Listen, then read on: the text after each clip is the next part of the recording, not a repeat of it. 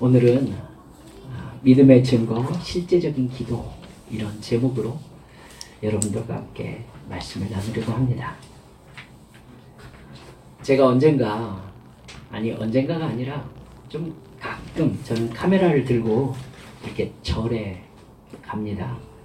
여러분, 목사가 절에 간다니까 목사가 절에 가냐고 이렇게 말씀을 하실지 모르겠습니다만, 솔직히 말해서 저에게 절은 건물입니다. 그렇기 때문에 그냥 절 가면 저는 이렇게 역사에 관심이 좀 있어서요.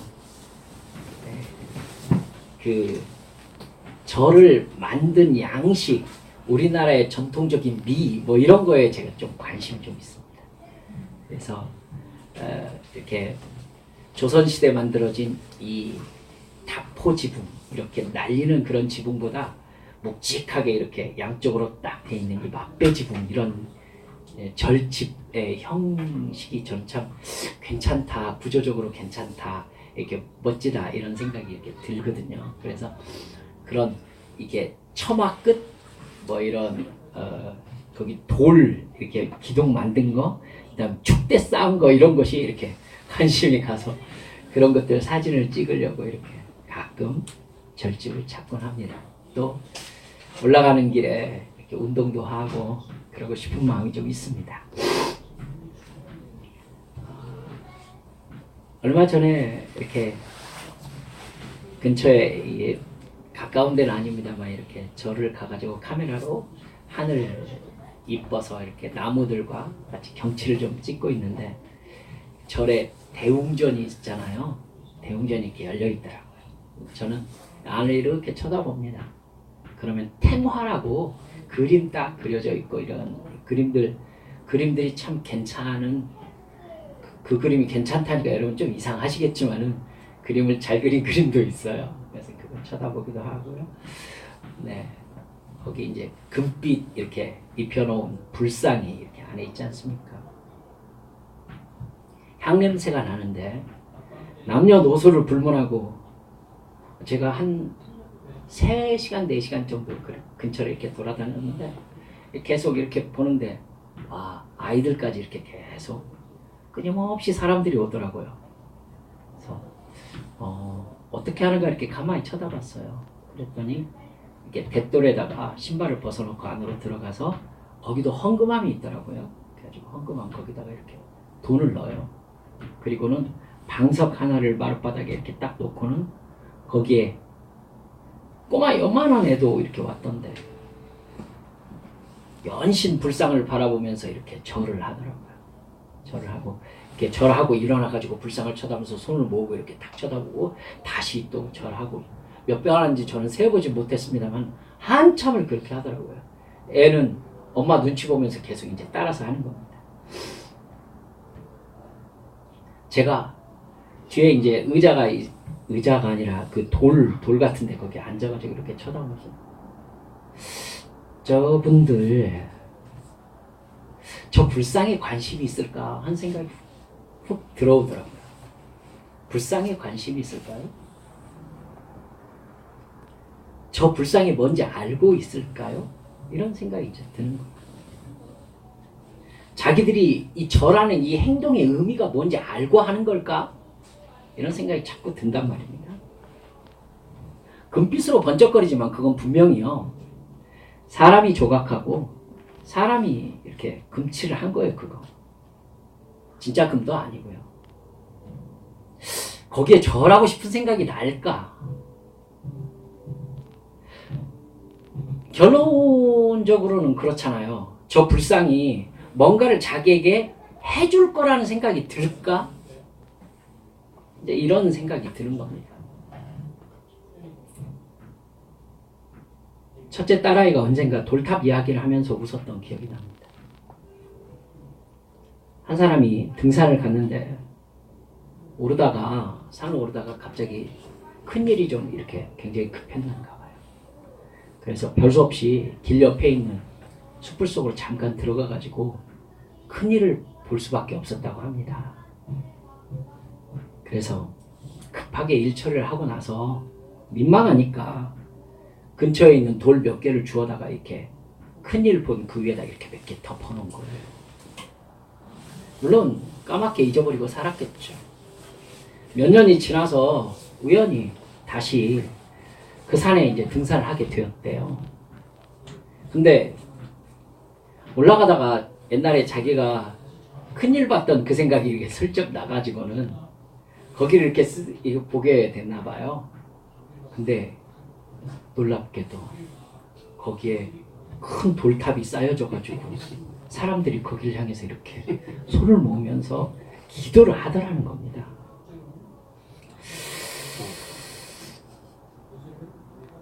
자기가 맨 처음 그 대변을 놓고 거기다가 돌을 덮은 곳에다가 사람들이 그 위에다 돌을 이렇게 던지기 시작해갖고 돌이 쌓이니까 거기다 사람들이 너도 나도 이렇게 돌을 놓다가 이게 커진 거예요.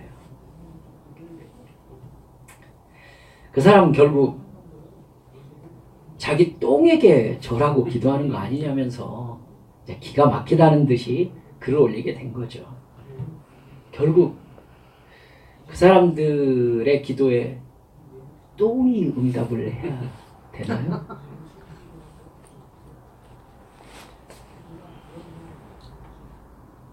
여러분, 어느 절은요 불상을 진흙으로 만듭니다. 여러분, 불상을 만드는 재료는요 금형으로 만든 불상은 조금 후기에 나온 거예요. 맨 처음엔 나무였고요, 흙이었어요. 그리고 돌로 깎은 게 있었고요. 그 다음에는 이제 청동부터는 주물 방식으로 만들어요. 이렇게 찍어내는 겁니다. 그래서 대량 생산을 했었어요. 그래서 우리나라의 국보 불상에도요 이게 몇 번째 불상이라는 불상 번호가 적혀 있습니다. 그러니까 이걸 주물로 해가지고 몇 번째 찍어낸 불상이다. 대량 생산을 한 거예요. 근데 어느 불상은 이제 흙으로 만든 거기에다가 이제 금박을 입힌 거거든요. 여러분 안 해보셨겠지만 저는 봤거든요. 뒤에 뭐가 있을까 하고 저는 돌아가 봤죠. 아무도 없을 때.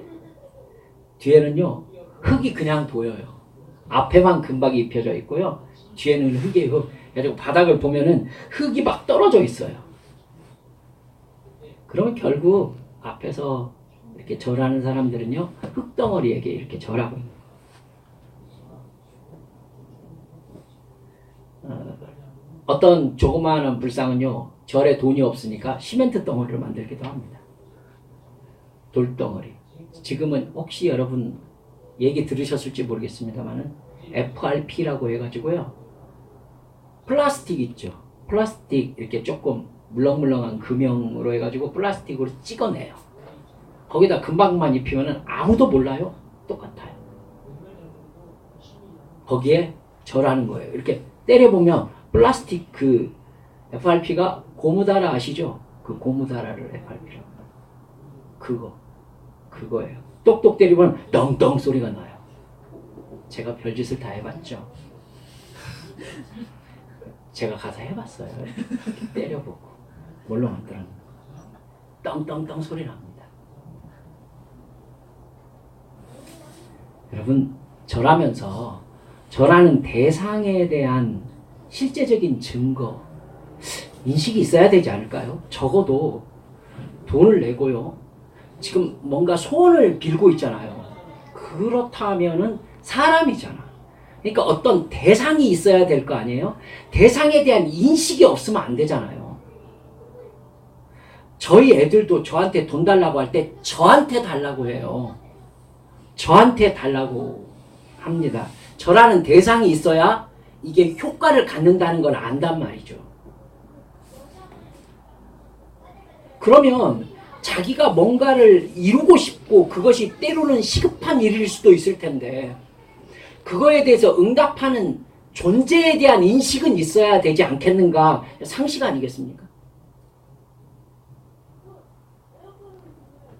누가 생각해도 말이 되지 않는 이런 상황에 대해서 어떤 사람은요, 대상이 무엇이든 간에 그걸 대하는 사람의 마음이 문제다, 이렇게 얘기를 하는 사람도 있더라고요. 흙덩어리, 시멘트 덩어리, 뭐 F8P 그런 덩어리지만 내가 어떤 마음으로 절을 하느냐가 중요할 뿐이다. 이런 얘기를 해본다면 그건 사실 모든 사물에 신이 깃들여져 있다는 범신론이죠. 아무거나 대상이 될 수 있다는 얘기잖아요. 내 마음만 중요하니까.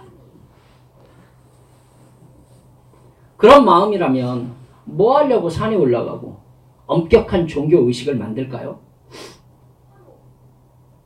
제가 조금 민망합니다만은 자기 자식에게 손 모으고 절하고 자기 소원을 이루어 달라고 해도 오히려 살아있는 거잖아, 자기 자식한테. 그건 안 돼요? 내 마음이 중요할 뿐이잖아. 왜? 의자한테도 하시지. 냉장고에도 하고 전자레인지에도 좀 하고. 그쵸? 수도꼭지에다도 좀 하고. 그래서 막 하는 거예요. 그냥 뭐가 됐든지 간에 막. 예? 책상이나 냉장고 뭐 그건 그렇게 죄송합니다. 멍하게 앉아있는 그런 모양보다 훨씬 더 뭔가 역할을 하고 있는 애들이잖아요. 냉장고는 음식을 차갑게 하는 엄청난 능력을 가지고 있어요. 여러분 중에 그거 할 수 있는 사람이 없잖아요. 굉장한 능력을 가지고 있어요. 그러니까 소원을 이루어질 확률이 훨씬 더 높아요. 똥 위에 쌓은 돌탑보다도 훨씬 더 능력이 있단 말입니다. 여러분, 똥덩어리 위에 쌓은 돌탑에 절을 하면서 기원하는 것이 의미 있는 종교 행위라면 그건 여러분 인간의 두려움이 만들어낸 종교관념일 뿐입니다. 실체가 없는 신에게 만일이라는 두려움에 빠져가지고 자기 고행의 종교의식을 인간이 고안해낸 거예요. 자기 마음의 두려움을요, 고통스러운 종교 행위로 해소하려는 욕망인 거죠. 우상숭배란 대상에 대한 인식 없이 자기가 바라는 욕망과 두려움에 집중하는 행위가 우상숭배입니다. 여러분, 돈에 대한 욕망은 어디로부터 말미암느냐면 돈이 없어지는 상황에 대한 두려움으로부터 나타나는 거죠. 그러니까 제가 우리 수련회 가서도 여러분께 말씀드렸잖아요. 죄의 앞에는 뭐가 있다고요? 욕망이 있다고 말씀드렸어요. 죄의 앞에는 욕망이 있어요. 그리고 죄의 뒤에는 뭐가 따라와요? 두려움이 따라와요. 여러분, 세상도 마찬가지예요. 자기 어떤 종교 행위 앞에는 두려움이 있어요. 그래서 종교 행위를 해요. 그건 또 뭘로 둘러싸여 있느냐면은 욕망으로 둘러싸여 있어요. 자기에게 두려움을 주는 걸 충분히 소유함으로 그 두려움을 해소하고자 하는 것입니다. 그러니까 돈이 없어지는 상황에 대한 두려움이 돈에 대한 욕망을 만들어내는 거죠. 그래서 거기에 집중하는 겁니다. 그래서 자기의 욕망을 절대화하는 것이 자기의 행위에 집중하는 거예요. 여러분, 그러니까 여러분, 절하는 행동은요, 사람이 자기 절을 받는 존재에게 집중하는 것이 아니라 자기 자신에게 집중하는 행위인 거죠. 이해가 갑니까? 내 마음이 중요할 뿐이니까.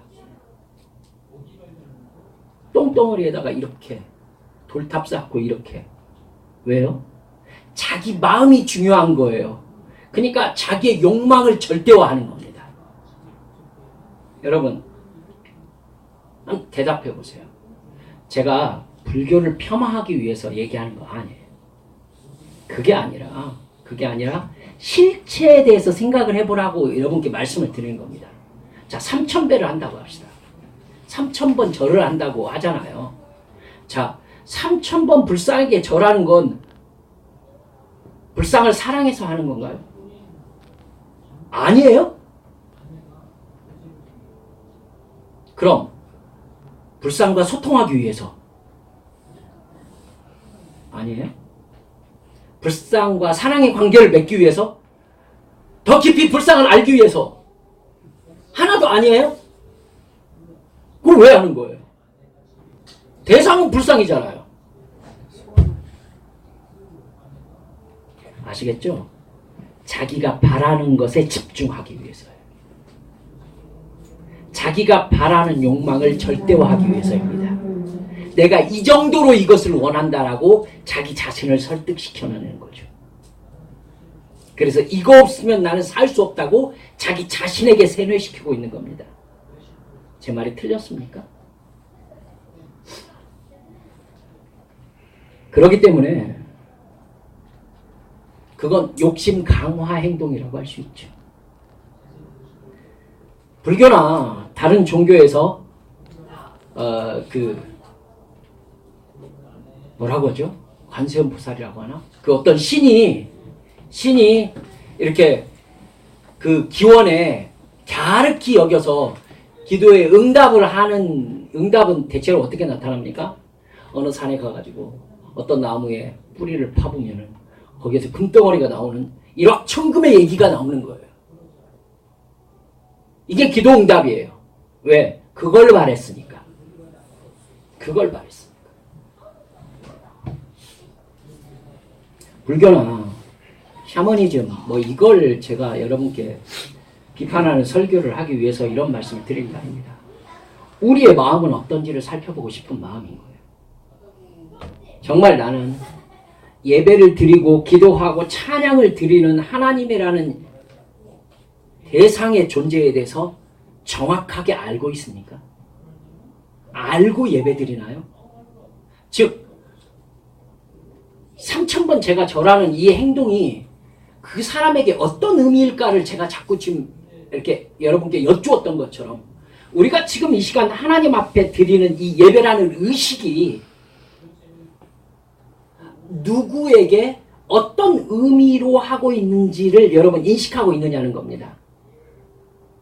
그래서 이 예배에 대한 이 예배를 받으시는 대상을 여러분 지금 인식하시면서 예배를 드리고 있느냐는 것이죠.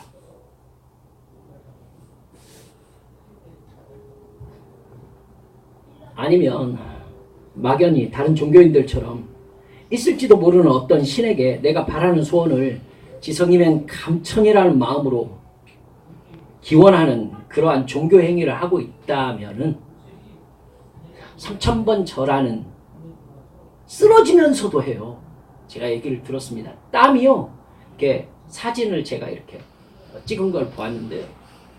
이 절하는 사람이 머리서부터 발끝까지 땀이 흘러가지고 여기 바닥에 마룻바닥에 땀이 이렇게 있더라고요.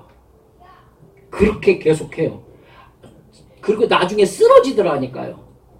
근데도 해요. 불상을 사랑해서? 흙덩어리를 사랑해서?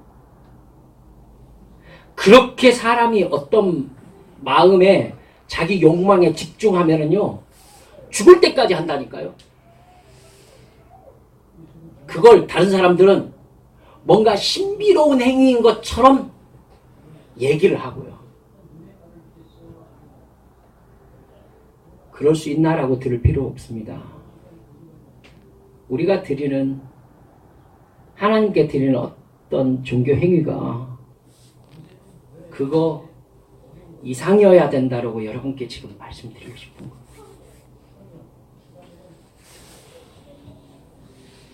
이 질문에 여러분 오늘 우리가 살펴본 이 성경 본문의 말씀이 여러분에게 뭔가 확실하게 손에 잡히는 그럼 내가 이렇게 해야 되겠다 라고 여러분에게 답 하나를 잡혀줄 수 있는 말씀이 되었으면 정말 좋겠습니다. 오늘 본문은 잘 알려진 이야기입니다. 여러분 오늘 본문 우리가 읽은 성경 앞부분 보면 이 본문에 지금 이 얘기가 진행되고 있는 분위기를 여러분 알 수 있는 얘기가 나옵니다. 18절에 보면 한 관리가 예수님에게 자기 딸이 금방 죽었다라고 얘기를 해요. 자기 딸이 금방 죽었대요. 그러면서 예수님에게 달려왔어요. 다른 성경에는 회당장 야이로라고 나와 있거든요. 근데 이 사람이 예수님께 한 이야기가 놀랍습니다. 따라서 해보세요. 그 몸에 손을 얹어주소서. 그 몸에 주를 던져주세요. 그러면 살아나겠나이다. 그러면 살아나겠나이다. 여러분 지금 이게 말이 된다고 생각하십니까? 죽은 걸 자기가 확인했어요. 지금 딸이 죽은 걸. 그러니까 지금 예수님께 무슨 청을 드리려고 지금 달려온 거냐면요. 죽은 사람 좀 살려주십시오. 이 얘기를 지금 하려고 온 거예요.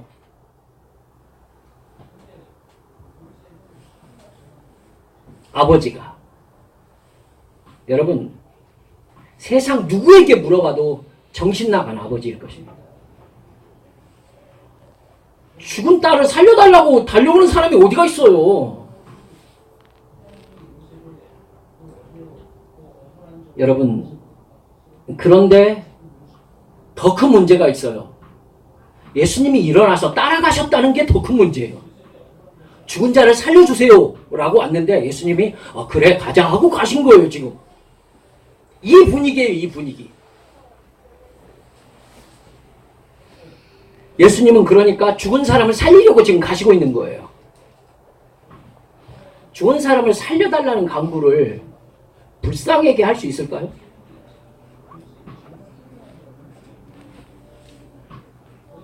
예수님이 그 집에 가는 도중에요. 12해를 혈루증, 여러분 하열 증상입니다. 하열 증상으로 고생하는 여인이 예수님께 다가갑니다. 그 여인의 목적이 뭐였어요? 당연히 자기 병을 고치는 거였죠. 병을 고치는 거였는데 병을 고치기 위해서 이 여인이 택한 방법이 있었습니다. 뭐냐면 예수님의 옷 자락을 만지는 겁니다. 여러분 정확하게 세번역에서 뭐라 했냐면 옷술이라고 했어요. 자기 옷끄트리를 이렇게 만지려고 한 겁니다. 이 여인은 레위기 15장에 보면은요, 율법적으로 부정한 여인이었어요. 부정한 여인이었어요.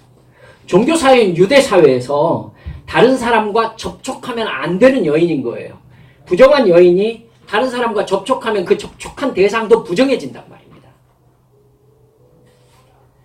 그러니까 이 여인은요, 그렇게 사람들이 완전히 막 밀면서 예수님을 따라가는 상황에서 당연하죠. 지금 예수님이 죽은 사람 살리러 가는데 사람들이 우우하고 같이 따라가는 겁니다. 그러니까 이 여인은요, 자기 병을 공개할 수가 없는 거죠.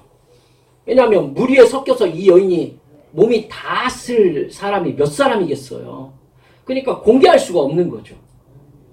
그래서 이 여인이 결국 생각해낼 수 있는 방법은 한 가지밖에 없었어요. 예수님에게 말도 하지 않고, 말도 못하죠. 제가 혈루증이 있습니다. 이렇게 어떻게 말을 합니까? 그냥 예수님에게 가서 예수님 옷자락만 싹 만져야지라고 마음을 먹은 거예요. 문제는 그것을 했을 때 자기가 나을 수 있을 거라고 생각했다는 거죠. 여러분 근거가 있습니까? 자기 마음대로 생각한 거예요. 그거. 자기 마음대로 생각한 거예요. 누가 그래도 된다고 했죠? 자기 마음대로 생각. 여러분 이 여인은요 몰래 예수님의 능력을 힘입고자 예수님의 옷자락에 슬쩍 손을 댑니다. 근데 예수님께서 옷자락을 딱 만지는 순간에 가다가 쓰신 거예요. 다른 성경에 보면 자기에게서 능력이 나간 줄 아시고 쓰셨다고 그랬어요. 제가 여러분께 한번 말씀드린 기억이 납니다. 예수님은 자기를 누가 만졌는지 모르셨어요. 모르셨어요. 그럴 수 있습니까? 하나님이? 그럴 수 있습니다. 당신께서 모르시기로 하셨으니까. 그래야 믿음 이야기를 할 수 있죠. 당신 모르셨어요. 그래서 찾아요. 누가 나를 만졌다. 옆에서 베드로가 그랬다고 그랬죠. 지금 예수님 지금 예수님 만진 사람이 한두 사람일 것 같습니까? 아니야, 만졌어. 이는 나에게서 능력이 나간 줄 내가 알았기 때문이다. 여러분, 예수님을 만진 사람이 그렇게 많았는데도 누구에게만 능력이 나가요. 예수님의 능력이. 그러니까 이 여인이 숨기지 못할 줄 알고 예수님께 자초지종을 얘기했다라고 얘기했어요. 그랬더니 예수님께서 뭐라고 하느냐면 딸아 안심하라 내 믿음이 너를 구원하였다 이렇게 말씀하셨다는 것입니다. 그러자 이 여인이 바로 나음을 받았다. 성경이 이렇게 말하고 있습니다. 여러분 이 여인을 통해서 우리는 어떤 교훈을 받아야죠? 이 여인 같은 믿음을 가지셔서 기도응답 받기를 바랍니다. 아멘! 하면 은혜가 됩니까 여러분? 이런 설교를 저도 많이 들었습니다만 이 여인 같은 믿음을 가진다는 것이 구체적으로 어떤 생각과 어떤 행동을 한다는 것이죠. 답을 알고 계세요 여러분? 이렇게 막연한 믿음의 개념을 가지고 있으니까 우리는 내가 바라는 것을 간절히 기도하면 하나님이 들어주신다는 것을 의심하지 않는 것, 이걸 믿음으로 생각한단 말입니까? 그러해요. 여러분, 제가 다시 한번 말씀드려 볼게요. 이게 믿음인지. 내가 바라는 것을 간절히 기도하면 하나님이 이루어 주신다는 것을 의심하지 않는 것, 이게 믿음입니까?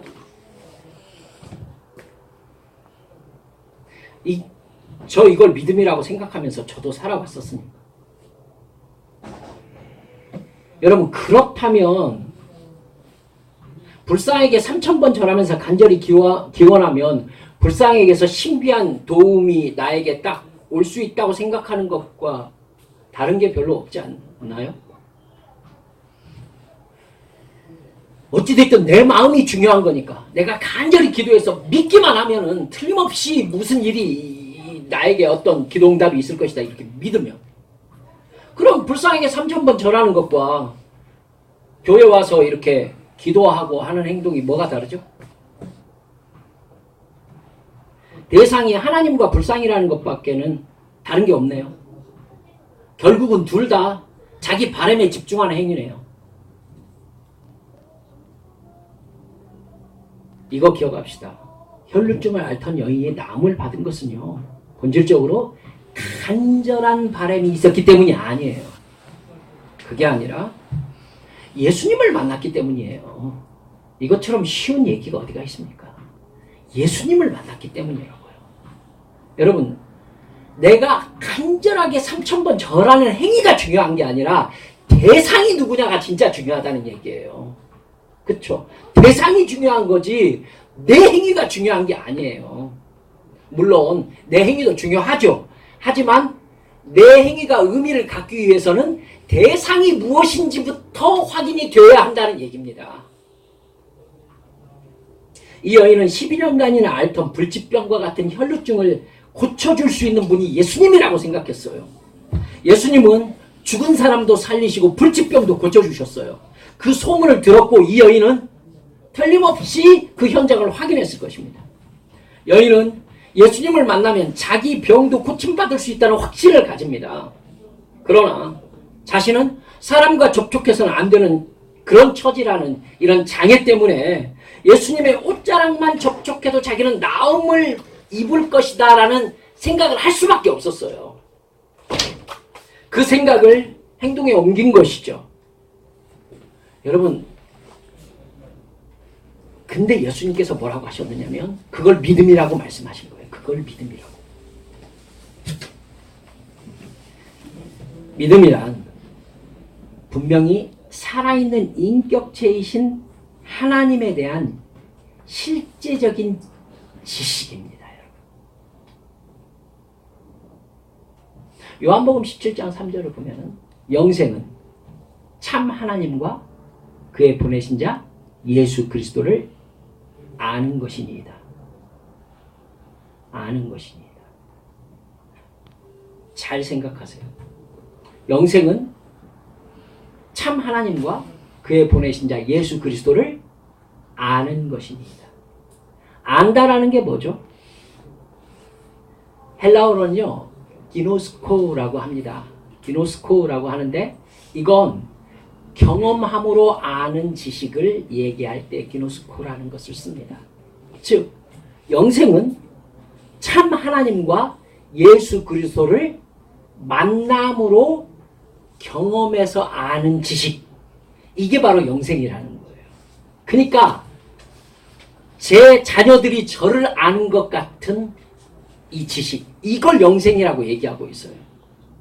여러분, 믿는 자가 영생을 얻는다는 건 여러분 모두 다 알고 있잖아요. 그렇다면 그렇습니다.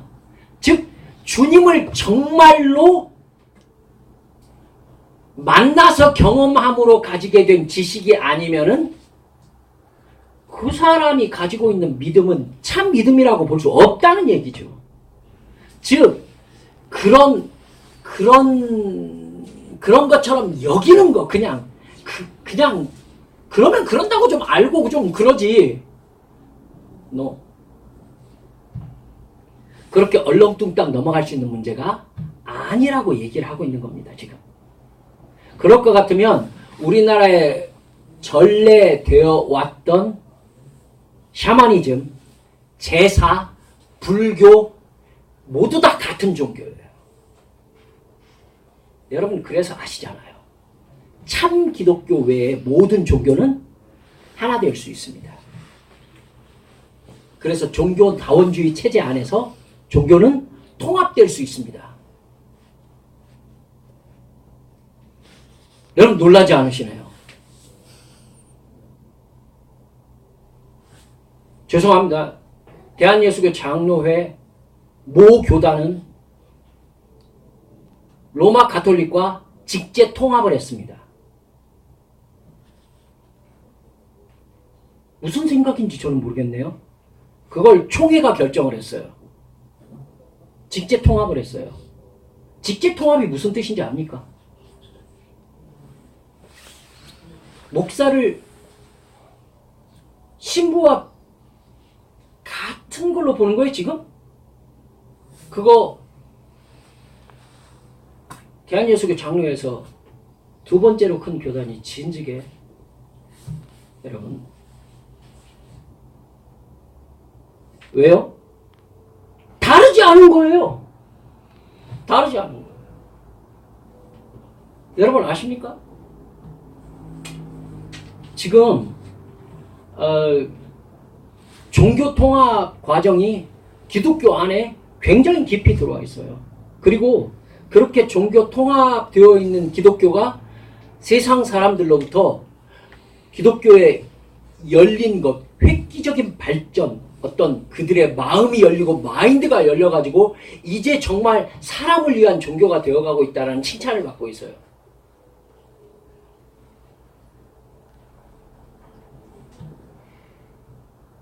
사랑하는 여러분들이요.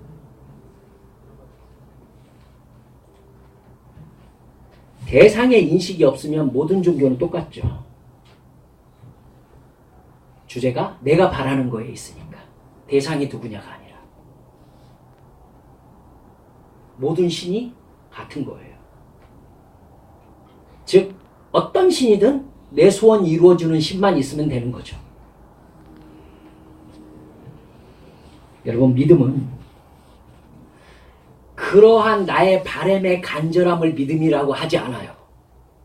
그게 아니라 살아있는 인격체이신 하나님을 만나고 그 만남 속에서 얻는 지식을 가지고서 내가 어떤 행위를 하는 것, 이걸 믿음이라고 해요. 이 여인은 예수님이 자신을 구원해 주실 것이라는 것을 믿었기 때문에 예수님을 찾아왔어요. 행동했어요. 그리고 예수님의 옷자락만 만져도 나음을 받을 것이라는 확신을 가지고 예수님의 옷을 만지는 행동을 했어요. 그러자 나음을 받았어요. 이렇게 한번 여쭤볼까요? 옷자락을 만지는 행동을 하지 않고 간절히 바라는 마음만 있었다면 고침 받았을까요? 두말할 것도 없이 이 여인의 병은 낫지 않았을 것입니다. 즉 기도와 기도 응답이란 살아계신 예수님과 직접적으로 접촉되는 상황이고요. 그 예수님이 나의 기도를 들으시고 그 기도에 대해서 실제적인 응답을 주시는, 이게 기도와 기도 응답이에요. 살아있는 신과의 만남이란 말입니다. 계속 가볼까요? 예수님은 그 여인과 헤어진 다음에요, 그 관리의 집에 들어갑니다. 관리의 딸이 죽은 것이 아니라 잔다 이렇게 말합니다. 이미 죽은 자를 위한 애곡이 시작되고 있었기 때문에 사람들이 전부 다 비웃었습니다. 근데 예수님 다 내보내시고 그 딸의 손을 잡아 일으키셨어요. 그리고 자기 부모에게 데려다 줬다고 그랬어요.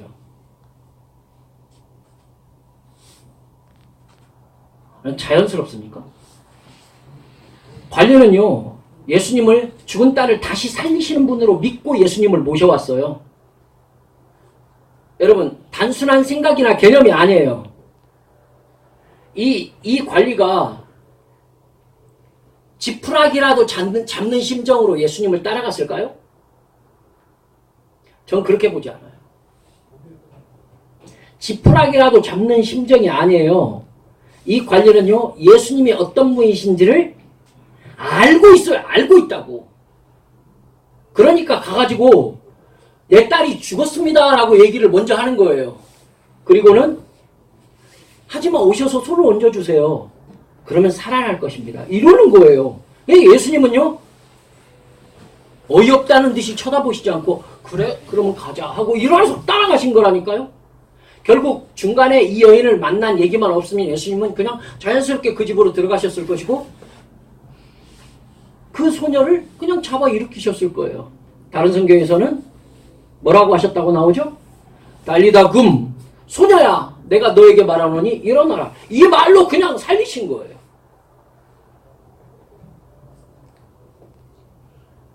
그 관리가 단순한 생각이나 개념이 아니라 사람을 살리실 수 있는 분이라는 실제적인 지식을 가지고 있었기 때문에 한 행동이었던 겁니다.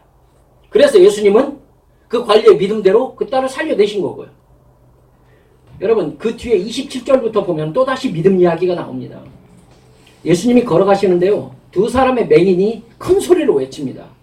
다윗의 자손이여 우리를 불쌍히 여기소서. 소리 지르면서 계속 따라갑니다. 예수님이 길에서는 대답을 하지 않으셨어요. 근데 예수님이 집 안으로 들어가셨어요. 그랬더니 이 두 맹인이요, 예수님을 따라 들어왔어요. 집으로 따라 들어왔어요. 그러니까 예수님이 그 둘에게 이렇게 묻습니다. 28절을 보세요. 내가 능히 이 일 할 줄을 믿느냐? 내가 능히 이 일 할 줄을 믿느냐? 여러분, 흥분해서 아멘 할 얘기가 아니에요. 지금 예수님이 내가 능히 이 일 할 줄을 믿느냐? 이게 무슨 뜻이에요? 그 질문의 마음에, 그 질문 안에 들어있는 예수님의 마음을, 예수님의 진짜 질문을 읽으실 수 있겠어요? 너희들은 내가 누군지, 그래서 어떤 능력을 가지고 있는지를 알고 있느냐? 이 말이에요. 너희들은 내가 너희들에게 무엇을 해줄 수 있는 존재인지 알고 있느냐? 이 말이죠. 간단히 해볼까요? 내가 이 일 할 줄 알고 있느냐? 이 말은 너희들 다 알아? 이 얘기예요. 여러분, 이 얘기를 저는 여러분이 듣기를 바라서 이렇게 간단하게 말씀을 드리는 겁니다.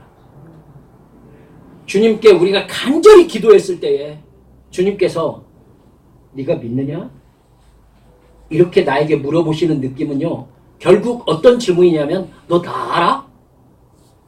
이 말씀이에요. 근데 이 말씀 들으면 여러분, 우리 회개해야 된다고 저는 생각하거든요. 주님이 우리가 실컷 기도했더니 너 다 알아?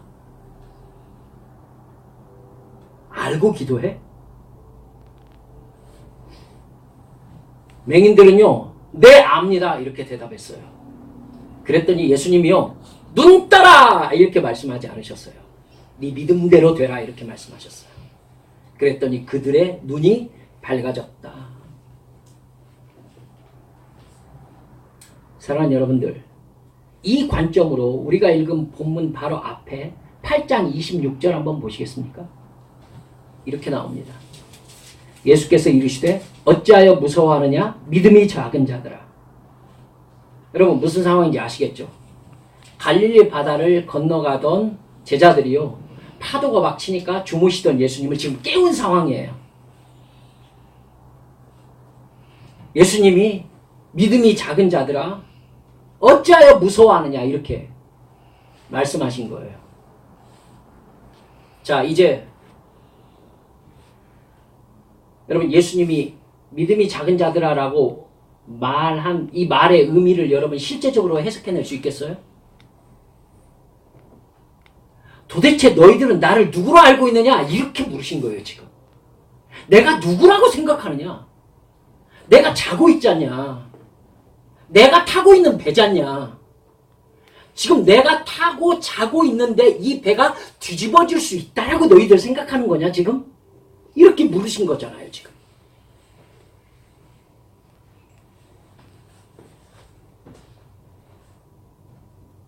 말씀을 맺어가 봅시다. 우리 믿음은 어떻습니까? 우리는 예수님을 누구로 알고 있습니까? 진짜 알고 있습니까? 우리 수련회 때 함께 말씀 나누었던 것처럼 나는 하나님을 만나서 알고 있습니까?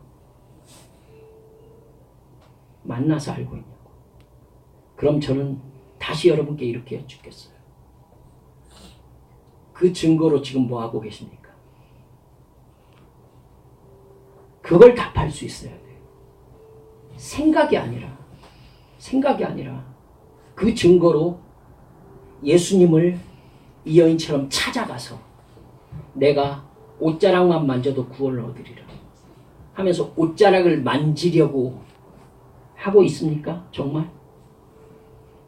예수님이 어디 가서 무엇을 하면은 예수님과 접촉할 수 있다는 걸 여러분은 확신하고 있습니까? 그리고 그래서 그것을 하고 있냐고요. 그거 없이 우리 어떻게 삽니까? 세상 어느 누구도 아니 있겠죠. 하지만 이렇게 여쭤보고 싶어요. 세상 사람 어느 누구도 자기들 발로 천국을 밟을 수 있을 것이라는 상상조차 하지 않습니다. 개념 자체가 없어요. 무슨 말인지 아시겠죠?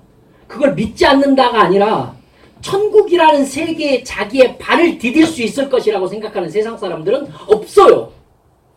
그럼 교회 안에는 가득합니까?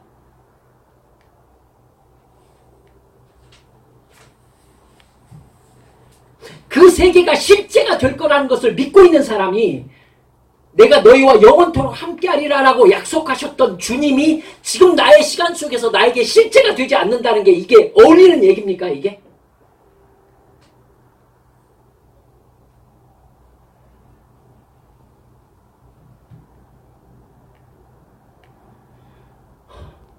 이렇게 한번 봅시다. 주님께서 혈루증 앓던 여인과 맹인에게 말씀하셨던 것처럼 우리의 기도를 들으시고 네 믿음대로 되라 라고 말씀하셨을 때 무슨 일이 벌어질까요? 저를 보세요. 그거에 대답할 수 있어야 됩니다. 그렇죠?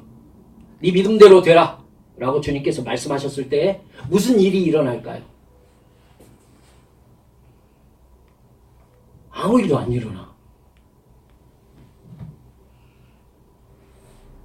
그럼 뭘 믿은 거죠? 그럼 우리의 삶 속에서 별다른 일이 일어나지 않는 까닭이 주님께서 네 믿음대로 되라 라고 말씀하지 않아서예요. 저 그 다음 말 안 하겠습니다. 이 질문에 여러분 제가 이렇게 꼬치꼬치 따지고 들어가야만이 여러분이 실제적인 걸 손에 잡을 수 있습니다. 이 질문에 대답하시기 쉽지 않다면요. 나는 주님께서 나를 구원하신 주님으로 정말로 믿고 있는지를 한 번 더 점검하셔야 돼요. 그래서 예수님을 내가 진정으로 사랑하고 있는지를 점검해 보아야 됩니다. 여러분, 제가 다시 말씀드려요. 사랑처럼 실제적인 게 없어요. 여러분, 개념만 있는 어떤 존재를 여러분 사랑할 수 있어요? 불상을 사랑할 수 있냐고 여러분. 금빛으로 번쩍번쩍하니까 돈 생각하면서 와 하면서 쳐다봤던 사람들 아마 두드려 보면 그 생각이 딱 달라질걸요? 떵떵떵 이 소리 나면은 뒤로 돌아가가지고 흙 뚝뚝뚝 떨어져 있는 거 보면은 뭐야 흙이잖아 아마 이럴걸요? 그래가지고 그 앞에서 3000번 절하면서 땀 흘리면서 나의 소원을 이루어주소서 이렇게 하고 싶은 마음이 싹 사라져 버릴 거예요.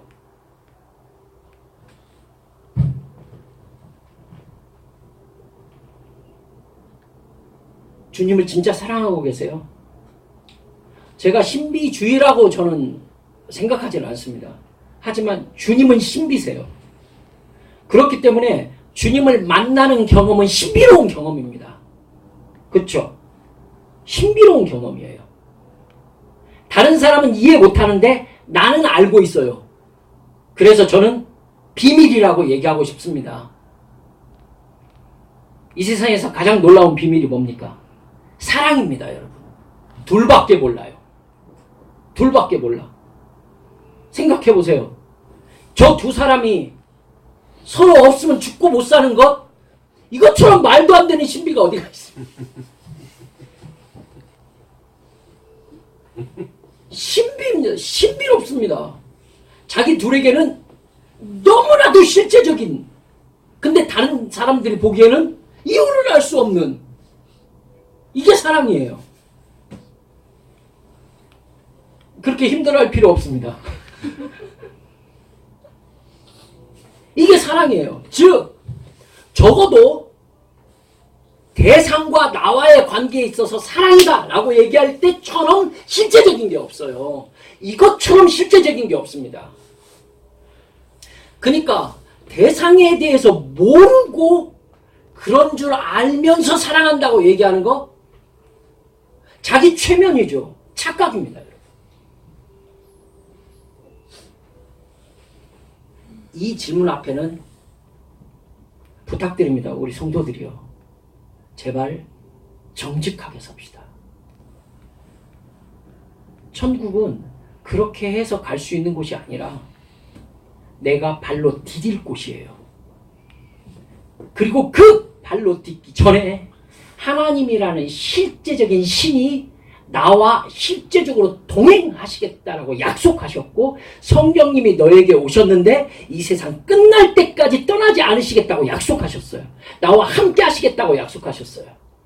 그게 예수의 영이라고 말씀하셨어요. 그리고 나를 사랑하라고 말씀하셨어요. 이것처럼 실제적인 게 어디 있냐고요. 그러니까 진짜 믿는 사람은 알고 믿는 거예요. 경험하고 믿는 거예요. 아는 거예요. 아는 거. 아는 걸 믿는단 말이에요.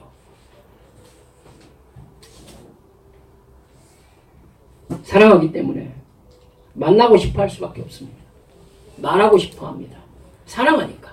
주님을 더 깊이 알고 경험하고 싶어. 당연합니다. 사랑하니까.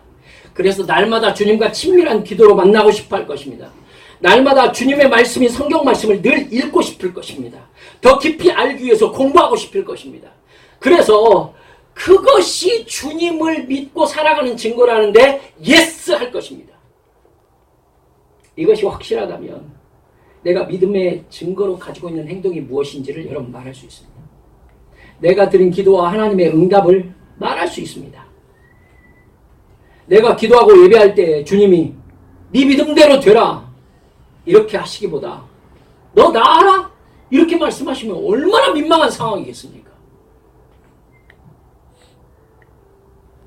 정말로 우리는 주님이 나를 알고 계시는 것을, 또 내가 주님을 알고 계시는 것을, 그리고 내가 예배하며 기도할 때 주님께서 내 기도를 듣고 계시고 내 예배를 받고 계시고 당신의 기쁨을 우리 영혼이 감지할 수 있느냐 말입니다. 말씀 마칩니다. 우리가 오늘 살펴본 여인과 같은 믿음은 대상은 막연한데 내가 바라는 것을 열정적으로 표현하는 종교 행위를 가졌다는 뜻이 아닙니다. 예수님과 실제적인 관계를 맺고 있는 사람이라는 뜻입니다. 이 사람은 예수님과 실제적인 믿음과 사랑의 관계 속에서 살아가기 위해서 늘 기도할 수밖에 없습니다. 주님을 느낍니다. 주님과의 사랑의 관계의 결과 내가 무엇을 해야 되는지를 압니다. 그리고 그 행동을 합니다.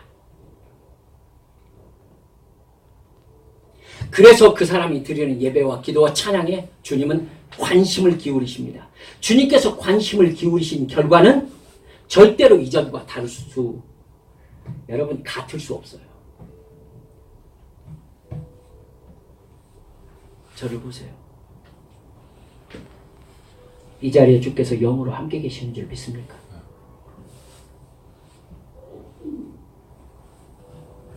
그분을 느끼세요.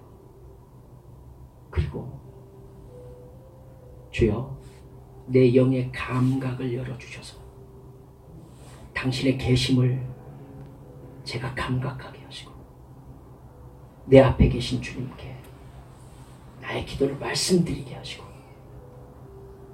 주님께서 들으신 결과 당신께서 들으셨다는 증거를 소유하게 해주시옵소서.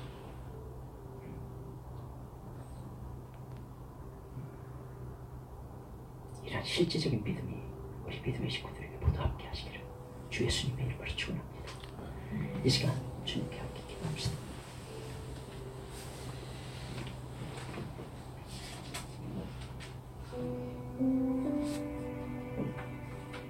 여러분,